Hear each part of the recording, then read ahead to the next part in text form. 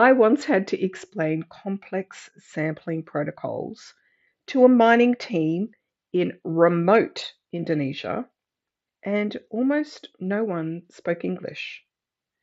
I was terrified, but it turned out to be one of the smoothest technical collaborations of my entire career. I'm Kirsten, and this is Digging a Little Deeper into English with Kirsten. I help mining professionals communicate clearly enough to lead, advance, and work safely across cultures.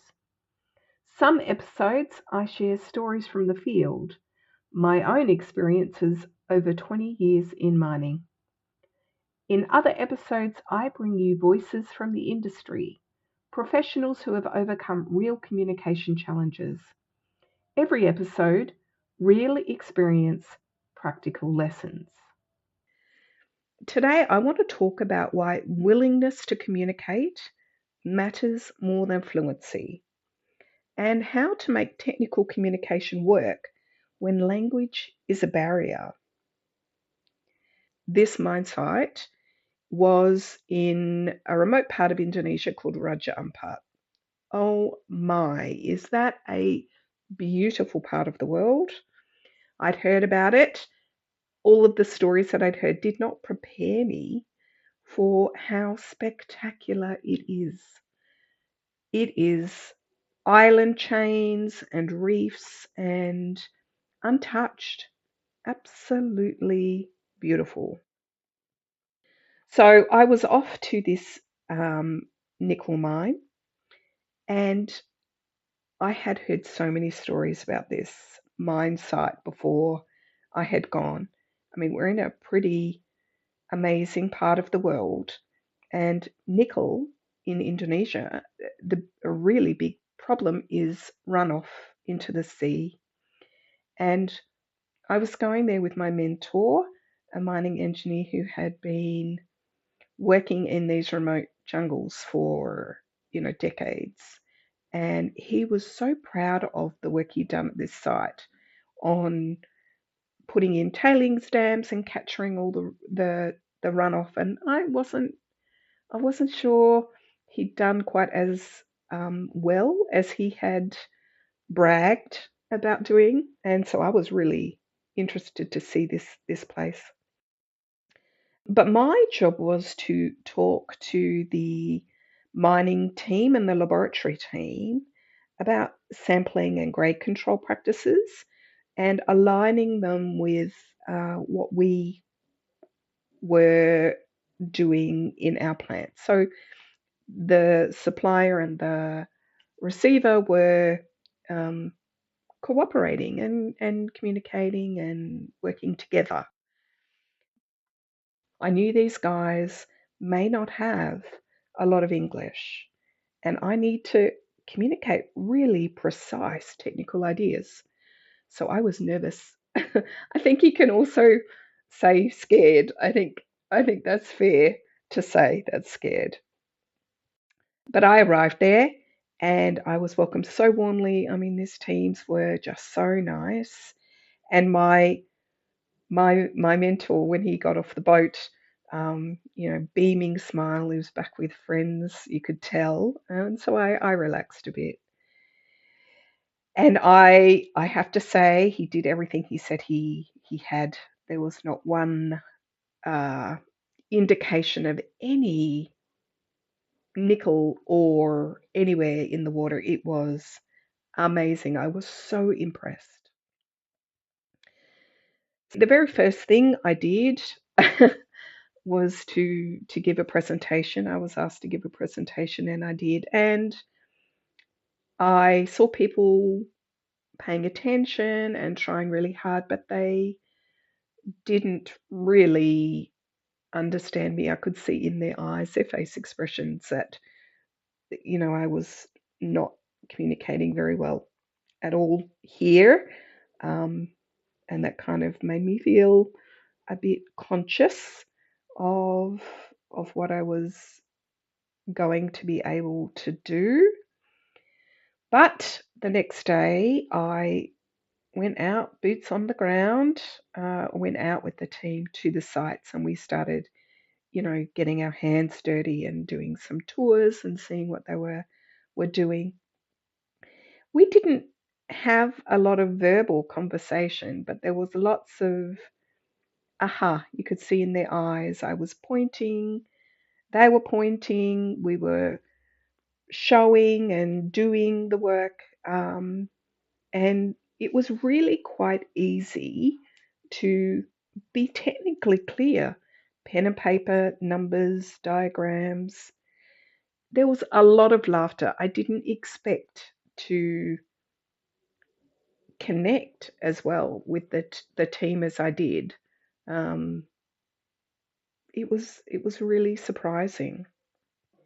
And I have to say, I mean, the real outcome the is telling me whether I achieved the goal, and I did, because the communication resulted in what we were looking to achieve. We wanted to have a slight change in the grade supply. It worked, and the guys were clear, and the shipments were just so easy. It was easy to communicate.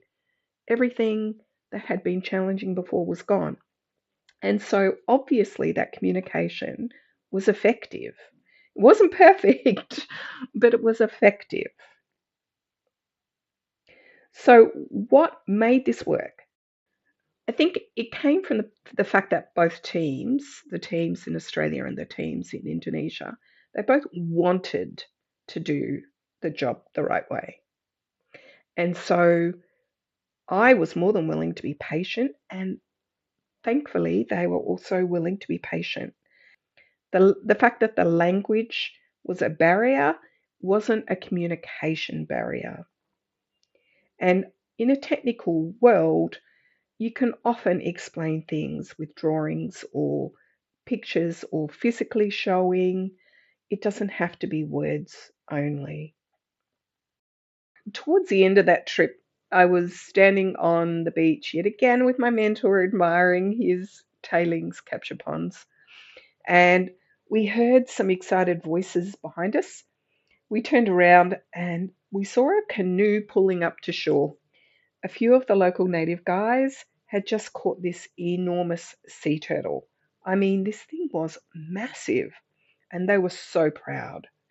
And they wanted to share it with us, these two strange white visitors. There was a huge gesture of hospitality. But I'm going to be honest with you, I'm not eating turtle. I just couldn't do it.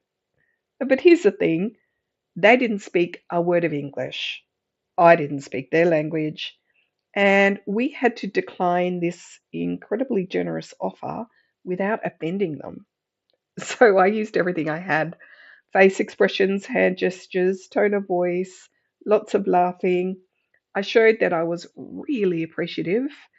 Um, I indicated, you please enjoy it, with hand gestures.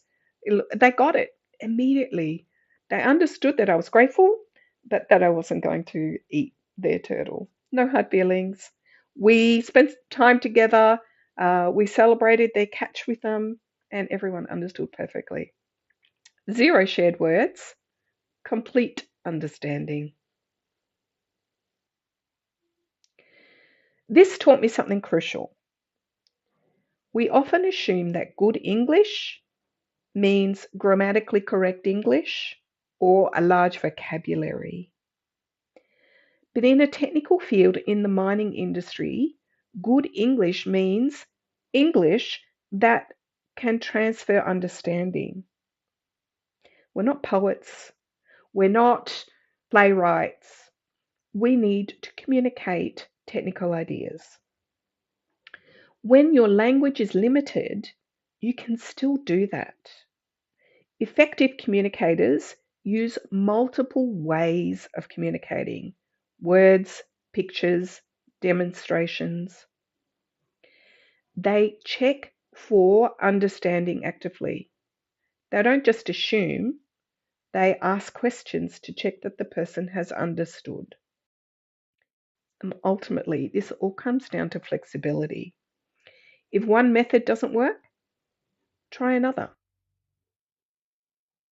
Look, this matters whether you're the one with the lower English than the person you're talking to, or whether you're the one with the better English than the person you're talking to. Any kind of instructions that need to be given or collaboration, especially across international teams, will have this issue. And particularly with writing, when we're writing procedures, we need to be mindful that perfect English isn't what we're looking for here. It's really common for people to try and just say what they're saying in a different way. They may speak louder, slower, but this isn't really helpful if the language itself is the problem. Draw, demonstrate, ask them to show you what they do so you watch.